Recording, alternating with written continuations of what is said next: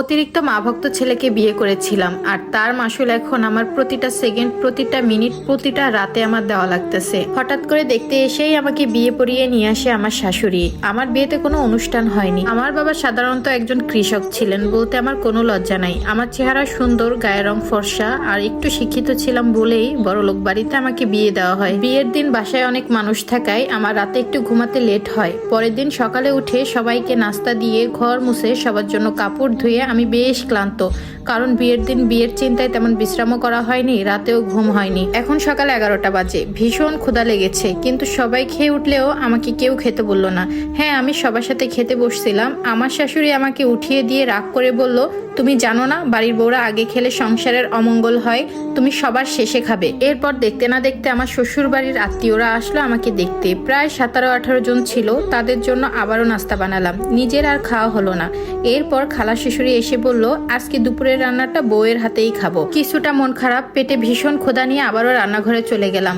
রান্না করতে করতে প্রায় 2টা বেজে গেছে। প্রায় 6 পদের রান্না করেছিলাম সেদিন। তবে এখনো আমার সকালের খাবার খাওয়াটা হয়নি। মাঝে ভেবেছিলাম টেবিল থেকে কিছুটা খাবার নিয়ে খাবো, কিন্তু আমার শাশুড়ি যেভাবে আমাকে চোখে চোখে রাখতেছিল, আমার আর সাহস হয়নি খাওয়ার। এদিকে আমার স্বামী একটা বারও জানতে চায়নি যে আমি খেয়েছি কিনা। আমার শাশুড়ি কিন্তু আমার স্বামীর সামনেই টেবিল থেকে উঠিয়ে দিয়েছিল। সবাইকে খেতে দিয়ে বেলা তখন 3:30 বেজে গেছে। খাওয়ানোর পর আমি খেতে বসলাম। শাশুড়ি আমার তখন বলে উঠলো, মা কি এতটুকু শেখায়নি যে সবার খাবার পর থালা বাসন মেজে ঘর বাড়ি পরিষ্কার করতে হয়? এসব কথা শুনে আমি আবারও খাবার টেবিল থেকে উঠে গেলাম। প্রায় 50টার মতন বাসন মাজলাম। 17 জন বাইরের লোক আসছিল, আর বাড়ির সবার বাসন রান্না করতে যেয়ে যে কতগুলা বাসন নোংরা হয় সেটা তো সবাই জানেন। আমি প্রথম দিন আমার শাশুড়ির ব্যবহার দেখে অনেক অবাক হলাম। যেখানে আমি সকালে নাস্তা করিনি, দুপুরের ভাতটা পর্যন্ত খেতে পারলাম না, আমি নতুন বউ হিসাবে কিভাবে আমার সাথে এগুলো করতেছে? বিয়ের সময় আমার বাবার সামর্থ্য অনুযায়ী আমাকে কিছু গয়না গড়িয়ে দিয়েছিল। আমি গলায় একটা চেন পরেছিলাম। এটা দেখে আমার খালা শাশুড়ি আমাকে ডাক দিল, নতুন বউ এদিকে আসো তো।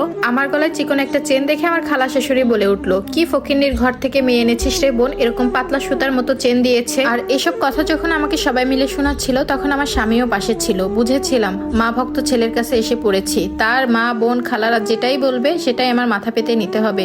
প্রথম দিন তো কিছু বলার সাহস হয়ে ওঠেনি। মনে অনেক কষ্ট পেয়েছিলাম সেদিন আমার বাবাকে নিয়ে কথা বলাতে। এটা তো ছিল বিয়ের প্রথম দিনের ঘটনা। এরপর থেকে একটার পর একটা কথা আমাকে শোনাতেই থাকে। মাঝে মাঝে যদি মন খারাপ করতাম, তখন আমার জামাইকে শুনিয়ে শুনিয়ে বলতো, এই ঘরে ওর মন টিকে না, এই ঘরেও কাজ করতে চায় না, তোর বউকে এখানে সংসার করতে আসছে নাকি? তার যদি এতটা মন খারাপ হয়, তাকে তার বাবার বাড়ি দিয়াই। এইসব কথা সবসময় শুনতাম। নতুন বউ হিসেবে বাড়িতে আসাতে কাজের মেয়ে ছিল, তাকেও বাদ দিয়ে দিয়েছে। সেটা ব্যাপার না, আমার সংসার আমি ঠিক মতো করবো। কিন্তু আমার শাশুড়ি কখনো আমাকে সুন্দর মতো সংসার করতে দেয় নাই। আমি যদি সকালে কোনোদিন উঠে গোসল করতাম, সেদিন আমার শাশুড়ির অনেক মন খারাপ থাকতো। আমার সাথে একটা না একটা বিষয় নিয়ে ঝামেলা পাকাতো। আমি যদি তার ছেলেকে পর করে নিই, অথচ এই শাশুড়ি কি আমাকে দেখে শুনে বিয়ে করে এনেছিল?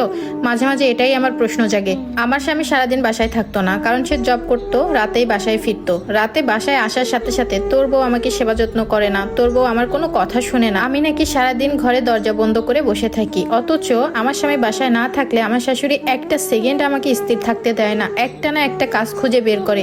এভাবেই চলতেছে আমার সংসার জীবন। আর আমার স্বামী, তার কথা বাদই দিলাম। আমি জানি যে বিয়ের পর প্রতিটা মেয়ের আপন হয় স্বামী, কিন্তু আমার স্বামী আজ পর্যন্ত আমার একটা কোনো কথা শুনেনি। আমার শাশুড়ি সারাদিন বানিয়ে বানিয়ে যেটা বলবে সেটাতে সে তাল মিলাবে। যদি দেখে আমার শাশুড়ির ভুল হচ্ছে, তার মায়ের ভুল হচ্ছে, তারপরও সে আমার ভুল ধরবে।